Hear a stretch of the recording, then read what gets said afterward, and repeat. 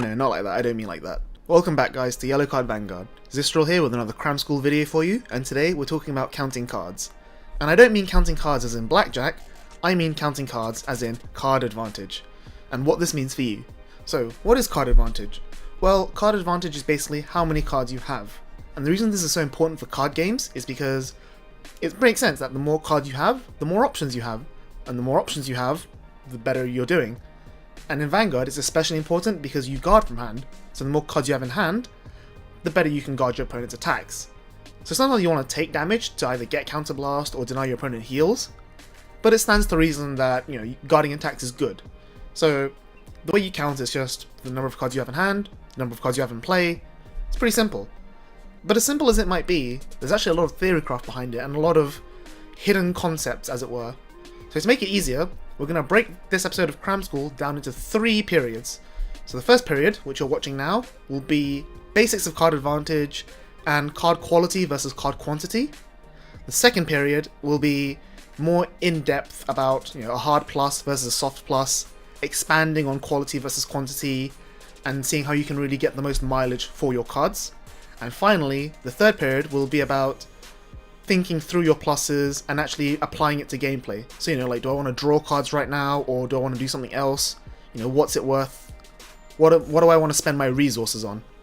So the first concept I want to talk about is the difference between plussing yourself and minusing your opponent. You drawing one card is very different to your opponent discarding a card. While the overall difference in numbers, the relative advantage, is still the same, the actual quality differs. And this is where we talk about quality versus quantity also. If you draw an extra card, that's either another rear guard you can call for more attacks, or it's another something you have to guard with, or it's a stride fodder. Whereas if your opponent discards a card, that's one less rear guard to attack with, one less card they can guard with, or they might be unable to stride next turn. And it sounds like two sides of the same coin, but they're actually very different. And it pretty much comes down to what deck you're playing, how the deck plays, and what the deck wants to do. So for example, a deck like Overlord, which can grind the game out pressure, and then eventually overwhelm your opponent with repeated 5 drive checks, probably wants to draw a card more, because it wants to be able to survive the opponent's onslaught more, whittle away resources with Denial Griffin, and eventually just make sure your opponent can't guard the 5 drive checks. Whereas something like Aquaforce wants to whittle away the opponent's hand as fast as they can, because they don't need as many combo pieces, they just want to attack you as much and as hard as they can. So the less cards you have in hand to guard with, the more likely you are to fall down to these repeated pokes from things like Sipler or Adelaide. So it's not something you have to think about very often, because most decks can't make you discard a card, except for like Nubatama, but a lot of decks can draw cards. But then, let's consider how else we can force your opponent to discard cards.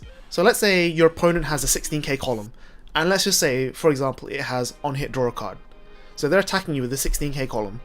So it needs 10k to guard. So let's just say you have a vanilla trigger in hand. Great, you can discard this one 10k trigger to guard this attack, and they don't get to draw a card. But then you're discarding a card, so you're down a card in hand. And this is where quality versus quantity comes into play, because quantity doesn't actually change. If you guard with a 10k from hand, you've lost the card in hand, so they're going to be 1 card up on you. If you let it hit, you don't lose any cards, but they draw a card, so they're still going to be 1 card up on you no matter what. So this is where you need to think about, if he draws a card, what could he draw? I'm discarding this 10k shield that has no other value in my hand or deck. Like, it's a trigger, I've gotten the trigger check, I can't return triggers to my deck because I'm playing like a terrible deck, so this card now does nothing anymore. If they draw a card, worst case scenario, they draw their own vanilla 10k trigger. So it means they're not drive checking it, whatever.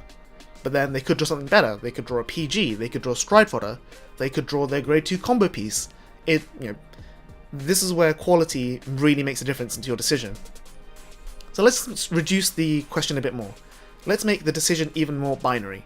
Let's say that you're a Tsukiyomi god and you know there's a heal trigger on top of your deck, and this is the last attack in the turn, and you're only on 4 damage and they're on 3. So you could reasonably take this attack, no problem. Do you think that the cards in your deck are worth more currently in your hand, or do you think the cards in your opponent's deck are worth more right now? And this is where evaluating the quality really makes a difference into, do I want to discard this 10k shield?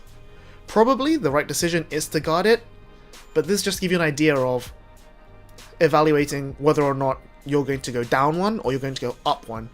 So your opponent has basically forced you to discard a card, which obviously, it's the least bad decision compared to them drawing a PG or a grade 2 12k beat stick. But they've still forced a card out from your hand, and they're still one card up, which means that in this short run, they have won this small battle. So another example about the difference between quality and quantity is if you have an effect that lets you draw 2 cards versus an effect that lets you just search for a card, obviously draw 2 cards is better, right? Because you draw 2 cards, you go +2. What's not to like about that? But what if that card you're searching for could win you the game? What if it could search you for your stride fodder, or some other grade 2 combo piece? What if that card you search for lets you draw more cards in the long run? Maybe that might be the better payoff. This is the kind of evaluation you'll need to make when you're playing. And just like every other Cram School video so far, a lot of this is probably stuff you already think about subconsciously. Like, for example, oh, I need to keep this effect crit in my hand because I want to use this effect, so I'll just guard it with these 2 useless 5k shields because I've got like 8 grade 2s in my hand instead. This is you trading raw card advantage for card quality. You put yourself down a card, so you're -2 instead of -1, because you expect that one card you're keeping to give you more payoff later on. So that's the end of part 1. We'll have part 2 and part 3 up later on in this month, maybe next month. I'm away, but hopefully we'll have it soon, so don't wait too long. And for now, that's it. If you like what you're seeing, you want to keep supporting us, feel free to subscribe on YouTube, click the bell button to get notified, that's very important. Follow us on Facebook, on Twitter, anything you can do to support us really helps. Keep watching our content, that's the bare minimum we ask for. We make this for you guys.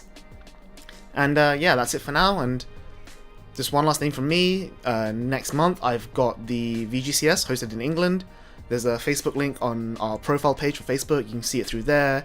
We have the previous video I released a few weeks ago announcing it. Please check that out, and hope to see you then. And if not, then I'll see you soon. Goodbye.